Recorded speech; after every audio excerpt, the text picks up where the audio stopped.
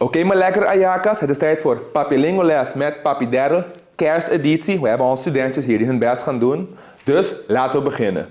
Bon Pascu.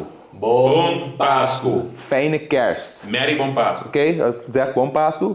Mijn fijne kerst. Volgende. Feliz Año Novo. Feliz Año Novo. Fijne nieuwjaar, fijne jaarwisseling. Bebimento ting. Precies. Volgende. Danki pa e regalo. Danki pa e regalo. Dankjewel voor het cadeautje. No lo olvidar recibo.